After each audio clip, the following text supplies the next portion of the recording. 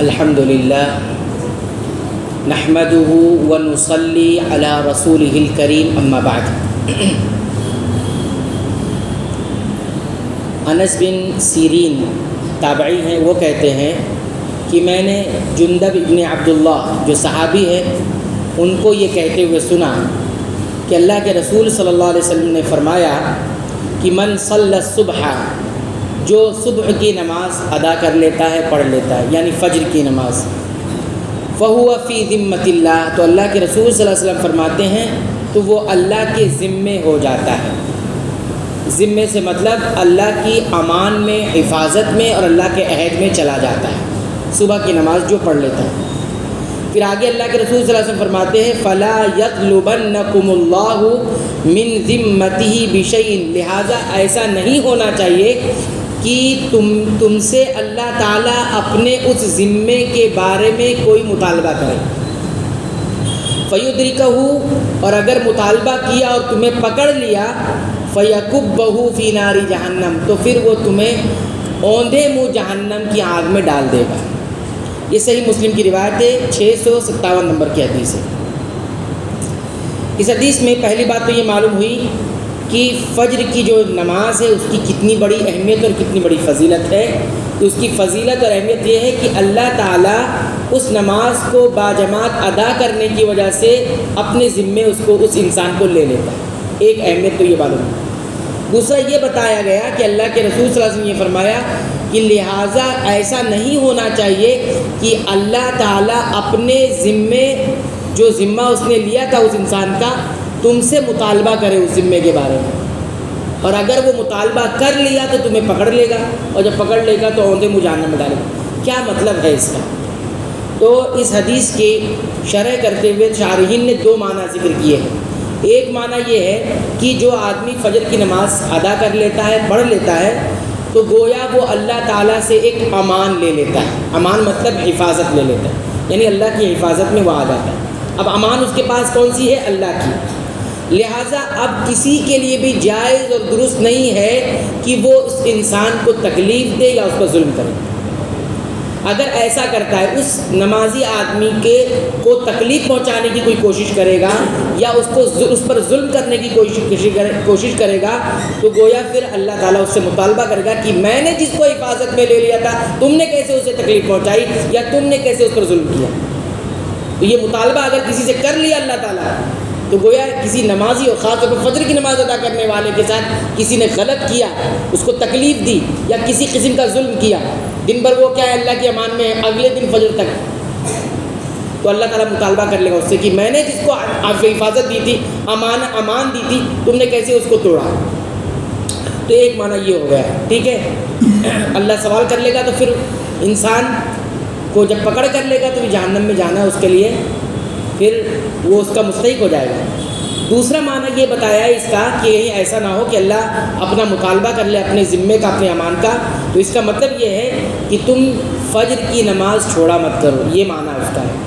مطلب یہ ہے کہ اگر تم نے فجر کی نماز چھوڑی، فجر کی ادا نہیں کی نماز، تو گویا تم وہ عہد جو اللہ تعالیٰ تمہارے لیے رکھا تھا اس کو توڑ دیا تم نے۔ فجر کی نماز ادا کر کے تم کو حفاظت دے رہا تھا اور تم لیے نہیں حفاظت، فرض چھوڑ دیے، تو گویا تم نے اس عہد کو، اس امان کو توڑ دیا جو تمہارے اور اللہ کے درمیان فجر کی نماز ادا کرنے کی وجہ سے بن رہا تھا۔ اب لہٰذا جب تم آؤ گے تو اللہ تعالیٰ مطالبہ کرے گا کہ جو میں نے تم کو عہد دیا تھا یا دے رہا تھا دنیا میں، تم نے لیا نہیں، توڑ دیا اس کو۔ لہٰذا اب اگر اللہ مطالبہ کر لیا اور پکڑ کر لے گا تو کیا ہوگا؟ جہنم میں ڈال دے گا۔ افسوس ہم پر ہے کہ ہم میں سے ایک بڑا طبقہ یہ ہے جو فجر کی نماز نہیں ادا کرتا ہے، یعنی وہ طبقہ جو ادا ہی نہیں کرتا، ایسے بھی لوگ ہیں۔ اور کچھ ایسے ہیں جو ادا کر لیتے ہیں لیکن وقت پر ادا نہیں کرتے، ادا کے وقت میں، اور کچھ ایسے ہیں جو ادا کرتے ہیں لیکن اس کو تاخیر کر کے وقت نکل جانے کے بعد ادا کرتے ہیں۔ تو گویا دونوں اعتبار سے ہم جو ہے اس ذمے میں جو اللہ امان دیتا ہے اس کو توڑ رہے ہیں۔ تو یہ ایک دوسری بات تھی جو حدیث کے مفہوم میں تھی، وہ ہم نے آپ حضرات کی خدمت میں ذکر کیا۔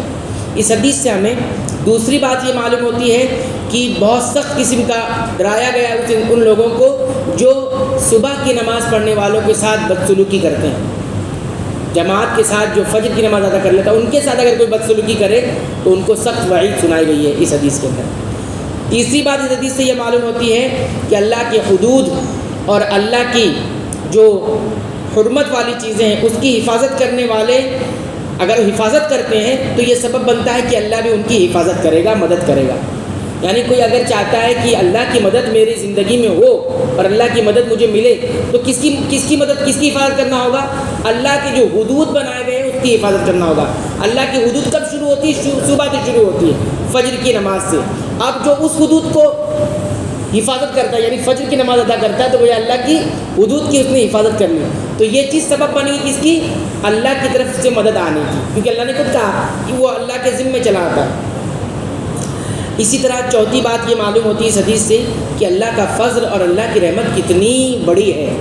ایک فجر کی نماز ادا کرنے سے اللہ تعالیٰ اپنی حفاظت میں دے دیتا ہے، اپنی حفاظت میں بندے کو لے لیتا ہے۔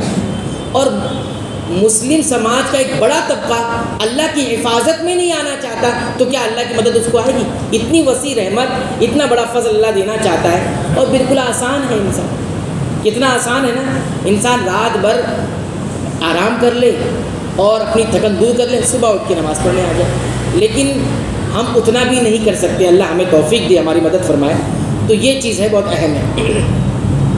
پانچویں بات اس حدیث سے ہمیں یہ بھی پتہ چلتی ہے کہ اللہ تعالیٰ اگر کسی سے انتقام لے لے اور اپنے نیک بندوں کے لیے تو کوئی روک نہیں سکتا ہے، اللہ تعالیٰ خود انتقام لینے لگتے ہیں۔ اگر کسی نیک بندے کو کوئی ستاتا ہے، تکلیف دیتا ہے، اور وہ نیک بندہ کمزور ہے، دنیا کے اعتبار سے کمزور ہے، وہ بدلہ نہیں لے سکتا، وہ اپنے ظلم سے اپنے آپ کو بچا نہیں سکتا، تو اللہ تعالیٰ اس کی طرف سے انتقام لے لیتا ہے۔ کبھی کبھی انسان کے اوپر مصیبت اس وجہ سے بھی ہوتی ہے کہ وہ کسی نمازی کو ستایا ہوا ہوتا ہے، اس کے ساتھ غلط کیا ہوتا ہے، اور اس کی زندگی میں مشکلات ہوتی ہے، وہ سوچ رہا ہوتا ہے کیوں میرے اوپر مشکل آ رہی ہے۔ وہ ذرا غور کرے گا تو اسے اپنی زندگی میں کہیں نہ کہیں یہ چیز پتہ چلے گی کہ میں کسی نمازی آدمی کو ستایا ہوں۔ وہ انتقام کی شکل کسی بھی شکل صورت میں ظاہر ہو سکتی ہے نا۔ یہاں اللہ تعالیٰ نے یہ بتایا ہے کسی فجر کی نماز ادا کرنے والے کو اگر کوئی ستا دے گا تو اللہ تعالیٰ وہاں انتقام لے گا، تو دنیا میں انتقام نہیں لے گا؟ بالکل لے گا۔ تو بہرحال نمازی آدمی کو، جو نمازی واقعی متقی پرہیزگار ہوتے ہیں، ان نماز کے علاوہ اور بھی ان کا تقویٰ و پرہیزگاری ہے بندوں کے ساتھ بھی، تو ایسے لوگوں کو ستانا نہیں چاہیے، ظلم ان کے بارے میں سوچنا بھی نہیں چاہیے۔ اور چھٹی اور آخری بات حدیث سے یہ معلوم ہوتی ہے کہ اللہ تعالیٰ کو زمین و آسمان میں کوئی بھی چیز عاجز نہیں کر سکتی ہے۔ زمین و آسمان میں کوئی بھی چیز، اللہ تعالیٰ نے کیا فرمایا کہ کہیں ایسا نہ ہو کہ اللہ تم سے مطالبہ کر لے، تو اللہ مطالبے پر یعنی مانگنے پر آ جائے کسی سے کہ تم میرے ذمے کو توڑے تھے اور اس کا مطالبہ کر لے، تو کوئی روک سکتا ہے اس کو؟ نہیں روک سکتا۔ اللہ تعالیٰ کھلے انداز میں کہا کسی کی بادشاہت، کسی کا پاور، کسی کی طاقت، کسی کا عہدہ، کسی کا منصب، کسی کا علم، کسی کا مال، یہ سب کچھ بھی اس کو روک نہیں سکتی اگر اللہ انتقام لینے پر آ جائے کسی نیک انسان کی وجہ سے۔ تو یہ بات انسان کو دھیان رکھنی چاہیے۔ اللہ تعالیٰ سے دعا ہے رب العالمین کو ہمیں فجر کی نماز خاص طور پر، بقیہ نمازیں عام طور سے سب کی حفاظت کرنے کی اور اس کی پابندی کرنے کی توفیق عطا فرمائے۔